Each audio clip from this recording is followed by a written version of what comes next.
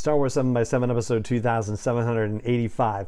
Just as we start doing a series of episodes where we look at magazines that have been featuring cover stories on Star Wars live action shows, suddenly another magazine comes out with the cover story about a live action show. And it's advertising this thing as taking us inside the master plan for a fleet of new shows. And I suppose that's true from a certain point of view. Punch it.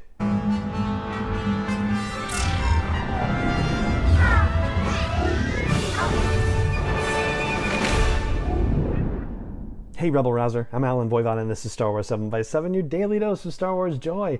And thank you so much for joining me for it. So the from a certain point of view thing that I said at the top has to do with the fact that probably for, a mainstream casual audience, if you will, the stuff that's in this article is probably very new, and so it is sort of unveiling a plan for a lot of folks. But for you and I, because we've been talking about this on the podcast for months and months and months, stuff in here really isn't necessarily new. For example, with the fleet of new shows. We'll start with Obi-Wan Kenobi, which is May 27th. That's when it's starting. That's all common knowledge, right? And stuff we were talking about yesterday in the Total Film Magazine article that came out at the end of the last month about how it was a Stephen Daldry project and it was a movie and then it became a series and whatnot, and about how Ewan McGregor put it out there in the world saying that he wanted to do Obi-Wan Kenobi again, and then getting called into Lucasfilm and being asked if he really meant it, and him saying, yeah, I really mean it. Like, that stuff is all, well-trodden ground, basically. Then there's the Andor series, which the article says is going to be coming out in late summer of 2022, and that's what we've been saying on the podcast for a while, although we were talking about things happening in slightly different order, but certainly Andor series coming out late summer before September 20th. And that's a different thing from, I guess, what the Bestman Bulletin is saying. Bestman Bulletin is another website and podcast where they have, rumors and leaks and spoilers and whatnot. And apparently they've been saying August for a release for Andor, and I've been saying September, so they've got an inside track that I don't necessarily. I'm just looking at it from more of a logistical pieces kind of thing. But yeah, so that wasn't particularly new in the article either. And then for Mandalorian season 3, the article says that it's going to have either a late 22 or early 23 release, and that also is something that we've discussed on the podcast as well. There are 3 other series that get talked about in this new article. One of them is the Ahsoka series, and that it's coming out in 2023. No details revealed about it at all, but we knew already that it was coming out in 2023 because they just started filming on this thing.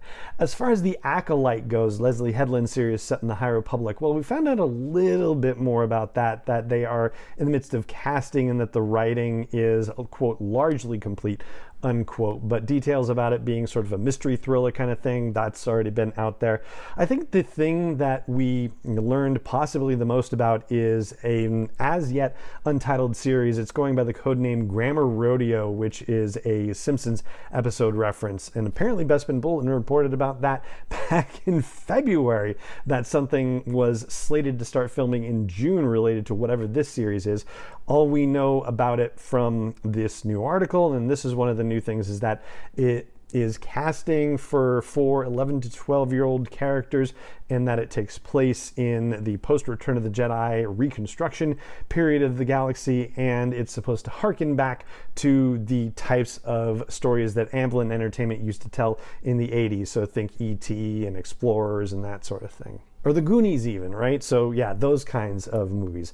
But for a cover story that's being advertised as unveiling a master plan on a fleet of new shows, the really big news seems to be on the movie front. So they talk about what the movie situation is, and the really big thing is that Taika Waititi's movie is expected to come first, likely to come first, and then Patty Jenkins' movie would be coming after that. So this is an entirely different situation from what we've been given to understand and what even the Disney release calendar was saying as of last month.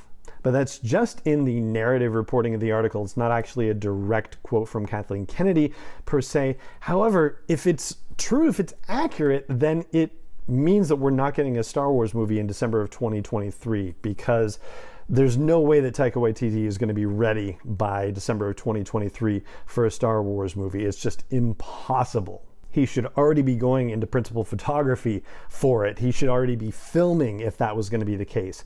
So yeah, I don't know what to make of that. If it's accurate, then yeah, we're waiting much longer for a Star Wars movie. And if it's not accurate, well, then hopefully we're going to hear some new news about Rogue Squadron very soon. And Kevin Feige's movie gets name-checked, but that's definitely not on a near horizon right now, according to Kathleen Kennedy.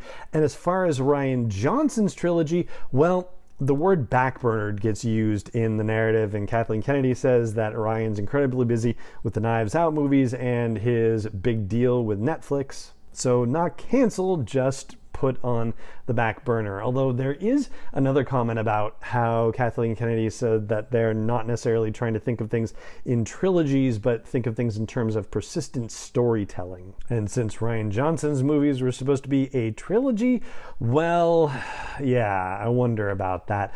But, you know, it might not have anything to do with anything. It may just simply be that where they're focused right now is on Disney Plus and on these series that are supposedly also being linked together in the background somewhere with another giant master plan that has yet to be revealed, even with this new article. And they're not thinking about trilogies because Rian Johnson isn't available to be talking to them about a trilogy for a while. In fact, he's dealing with a different trilogy with Knives Out. So yeah, that's pretty much the extent of the big reveals from this new article. Nothing really big on the live action front for anything that's happening anytime soon, but more just, you know, fodder for discussion about the movie situation, which we're going to be keeping close track of, and hopefully we'll learn more about when we get to Star Wars Celebration Anaheim. But for now, that is going to do it for today's episode of the show, and it just remains for me to say thank you so much for joining me for it as always, and may the Force be with you wherever in the world you may be.